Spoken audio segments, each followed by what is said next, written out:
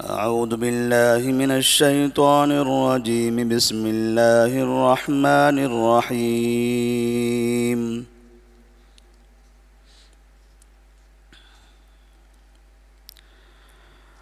وإذا قيل لهم آمنوا بما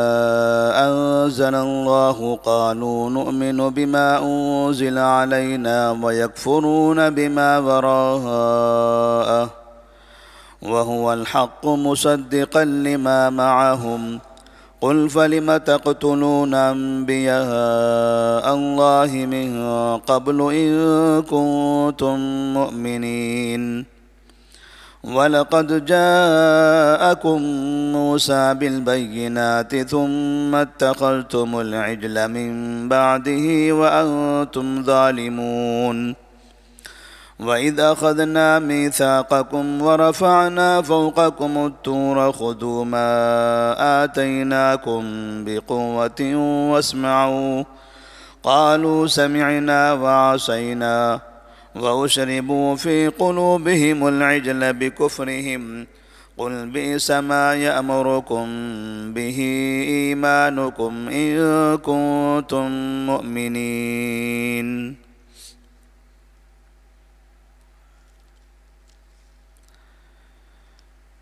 سورۃ البقرہ آیت نمبر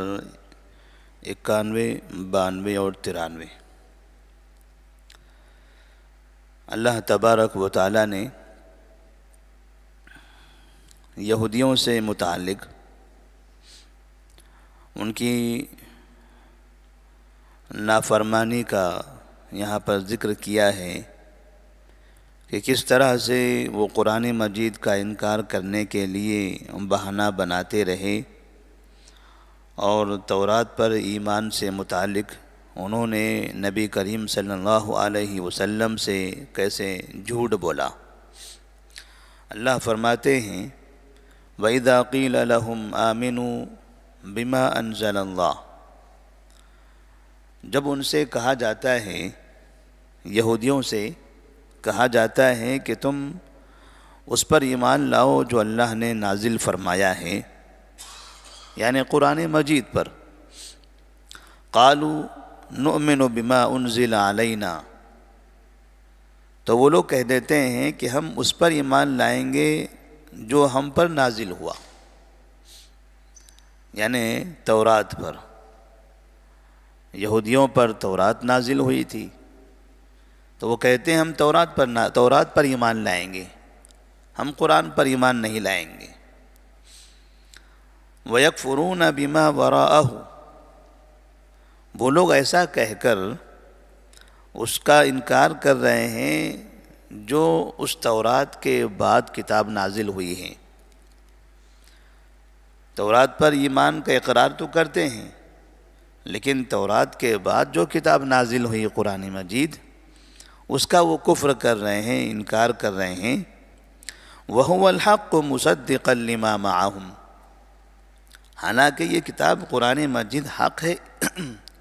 مصدقا لما معہم، اور یہ کتاب ان کی کتابوں کی تصدیق بھی کرنے والی ہیں۔ ایسے نہیں ہے کہ یہ کتاب ان کی کتاب کے خلاف ہے، اس کتاب کے اندر ان کی کتاب کی تعریف بھی ہے، ان کی کتاب کا تذکرہ بھی ہے، اور ان کی کتاب کے مسائل بھی ہیں۔ قل فلم تقتلون انبیاء اللہ من قبل ان کنتم مؤمنین، اللہ تبارک و تعالی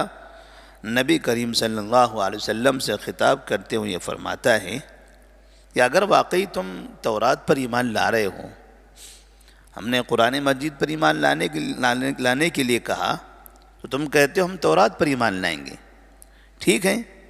اگر واقعی تم تورات پر ایمان لاتے ہو تو پھر یہ بتائیے کہ تم نے اللہ کے نبیوں کا قتل کیوں کیا؟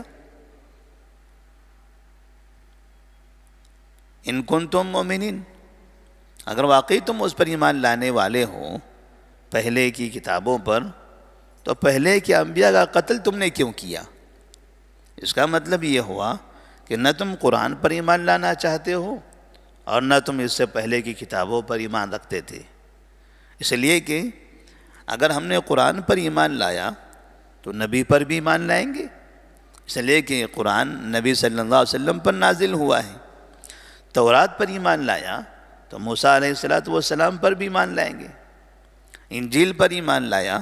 تو عیسیٰ علیہ السلام کو بھی قبول کریں گے۔ یہ کیسے ہو سکتا ہے کہ تم یہ کہو کہ ہم کتاب کو مانتے ہیں اور جس پر کتاب نازل ہوئی اس کا قتل کرتے ہو؟ اللہ تبارک و تعالیٰ نے ان کے دعوے کو جھوٹا ثابت کیا کہ وہ جھوٹی بات کہہ رہے ہیں، وہ پہلے کی کتابوں پر بھی ایمان نہیں لاتے تھے۔ وَلَقَدْ جَاءَكُم مُوسَىٰ بِالْبَيِّنَاتِ ثُمَّ اتَّخَذْتُمُ الْعِجْلَ مِن بَعْدِهِ وَأَنْتُمْ ظَالِمُونَ، اور تم اپنے اس بات میں جھوٹے ہو۔ اس سے بھی یہ ثابت ہو جاتا ہے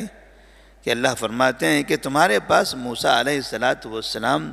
کئی معجزات لے کر آئے، انہوں نے کئی معجزات دکھائے۔ ثم اتخذتم العجل من بعده وانتم ظالمون، اس کے باوجود تم نے بچھڑے کو اپنا معبود بنا لیا، جانور کو اپنا معبود بنا لیا، اور تم ایسا کرنے میں ظالم ہو۔ موسیٰ علیہ السلام معجزات پیش کر کے تمہیں کہتے تھے کہ ایک اللہ کی عبادت کرو، ایک اللہ کے علاوہ کسی اور کی عبادت نہیں کرنی ہے، اور وہ اللہ کے نبی تھے، وہ اپنے بات میں سچے تھے، اور سچائی کا مظاہرہ کرنے کے لیے، سچائی کا اظہار کرنے کے لیے انہوں نے باقاعدہ کئی معجزات بھی پیش کیے۔ ان سارے معجزات کو دیکھنے کے باوجود بھی تم نے شرک کیا، تم شرک کرتے رہے، بچڑے کی عبادت کرتے رہے، لہذا تم یہ کام کرنے میں تم ظالم ہو۔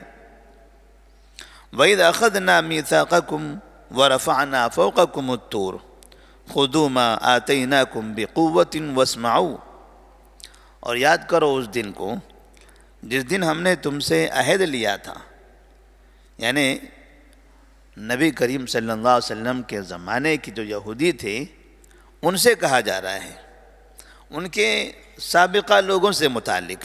کیونکہ یہ تو اس زمانے میں نہیں تھے، لیکن ہر قوم اپنے سابقہ لوگوں کے بارے میں جانتی ہیں، جیسے ہم اپنے اسلاف کے بارے میں جانتے ہیں کہ ہمارے اسلاف کون تھے، ہمارے ائمہ، محدثین، فقہاء، صحابہ اکرام، ان کی سیرتیں کیا تھیں، ان کے اخلاق کیا تھے، ان کا کردار کیا تھا، وہ ہم جانتے ہیں۔ لہذا کوئی اگر ہمیں کہے گا تو ہمارے اسلاف کا بھی تذکرہ کرے گا کہ تمہارے اسلاف ایسے تھے، تم کیسے ہو۔ تو ایسے ہی گویا کہ یہاں ان یہودیوں سے ان کے اسلاف کے بارے میں کہا جا رہا ہے، ان سے پہلے کے یہودیوں کے بارے میں جو موسیٰ علیہ السلام کے زمانے میں موجود تھے، کہتے ہیں کہ یاد کرو اس دن کو یا اس وقت کو جبکہ تم سے عہد لیا گیا تھا، تم سے یعنی تم سے پہلے کے لوگوں سے عہد لیا گیا تھا۔ وَرَفَعْنَا فَوْقَكُمُ الطُّورَ، اور ہم نے تمہارے اوپر طور پہاڑ کو لایا تھا۔ طور پہاڑ جو زمین پر تھا اس کو نکال کر گویا ان کے سروں کے اوپر کھڑا کر دیا گیا تھا۔ خُذُوا مَا